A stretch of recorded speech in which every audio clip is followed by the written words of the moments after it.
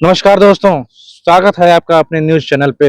बिहार विधानसभा चुनाव 2025 में आज 16 अक्टूबर को नामांकन का दूसरा दिन रहा। तेजस्वी यादव ने कल ही राघोपुर से नामांकन दाखिल कर दिया है और केंद्रीय गृह मंत्री अमित शाह 3 दिवसीय दौरे पर पटना पहुंच चुके हैं। लेकिन चुनावी ड्रामा है कि रुकने का नाम नहीं ले रहा है। एनडीए में सुभाषपा की बगावत, महागठबंधन में सीट बंटवारे का सस्पेंस, बीजेपी और जेडीयू ने उम्मीदवारों की लिस्ट फाइनल कर दी है।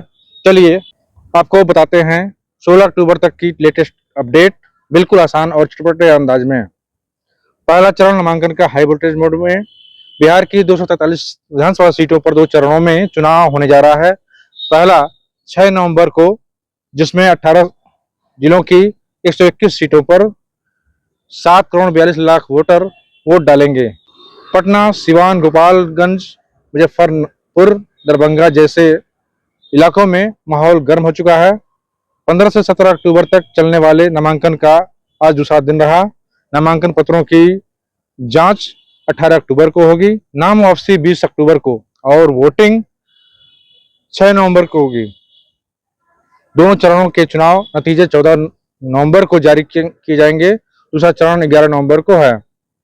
कल तेजस्वी यादव ने राघोपुर सीट से नामांकन पत्र भरा। लालू और राबड़ी के साथ आज अनंत सिंह ने मोकामा से जेडीयू की ओर से पर्चा भरा। नामांकन की डेडलाइन नजदीक आते ही पार्टियां हाई अलर्ट पे आ गई हैं। एनडीए में बगावत और उम्मीदवारों का ऐलान। एनडीए ने सीट बंटवारा फाइनल कर लिया है, लेकिन अंदर खाने में तनाव चरम पर है। बीजेपी और जेडीयू को 101 सीटें, रामविलास वाली एलजेपी को 29, एचएएम और आरएलएम को 6 सीटें आवंटित हुई हैं। बीजेपी ने 3 लिस्ट जारी कर दी है, 17, 12 और 18 तारीख को।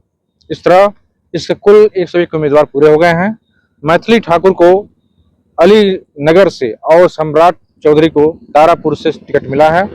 जेडीयू ने 57 उम्मीदवारों की पहली लिस्ट जारी की है, लेकिन आरएलएसपी के उपेंद्र कुशवाहा महुआ सीट न मिलने की वजह से भड़क गए, बोले एनडीए में कुछ गड़बड़ है। पीएम मोदी ने कल यूथ वर्कर से कहा कि एकजुट एनडीए से बनेगी सुशासन सरकार। अमित शाह आज से 18 अक्टूबर तक बिहार में रहेंगे और चुनावी रैलियां तथा बैठकें करेंगे। अब बताते हैं आपको सुभाषपा की बगावत के बारे में। अब सबसे बड़ा ट्विस्ट ये आ गया है कि सुभाषपा चीफ ओम प्रकाश राजभर ने एनडीए से विद्रोह कर दिया है और 153 सीटों पर अपने उम्मीदवार उतारने का ऐलान कर दिया है।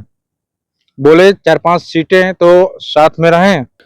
राजभर ने कहा कि गठबंधन धर्म निभाया लेकिन सम्मान नहीं मिला।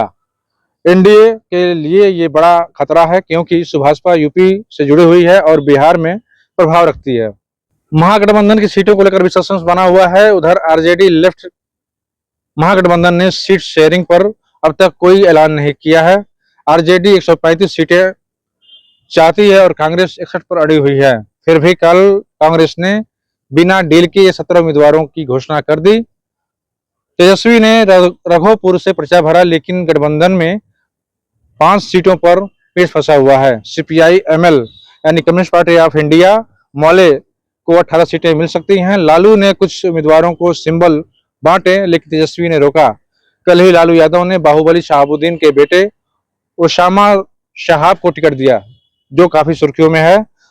शर्मिष्ठा कांग्रेस से चुनाव लड़ने में उतर सकती हैं। आरजेडी में एनडीए से संतोष कुशवाहा जैसे नेताओं को तोड़ा गया है। उधर प्रशांत किशोर की पार्टी जन स्वराज ने 65 उम्मीदवारों की घोषणा की है। राघोपुर में चंचल सिंह को तेजस्वी के खिलाफ उतारा गया है। सीएम नीतीश कुमार आज समस्तीपुर के कैंपेन शुरू कर दिए हैं।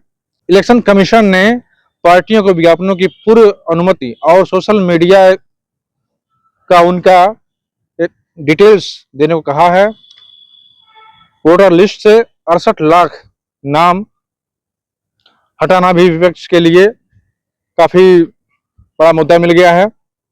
अब तक 33 करोड़ 17 लाख की नकदी, शराब और ड्रग्स की बरामदगी हो चुकी है। तो दोस्तों, बिहार का चुनावी रण तैयार हो चुका है। एनडीए का सुशासन, आरजेडी का सामाजिक न्याय और बगावतों का तड़का 14 नवंबर को आएगा। नतीजे क्या कहेंगे, आपकी राय कमेंट में चाहिए। एनडीए, आरजेडी या तीसरा फ्रंट, किसे जीत मिलेगी, क्या आपका अनुमान है?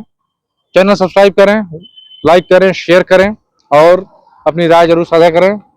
मिलते हैं फिर नई खबर में या नई अपडेट्स का, तब तक के लिए धन्यवाद, नमस्कार।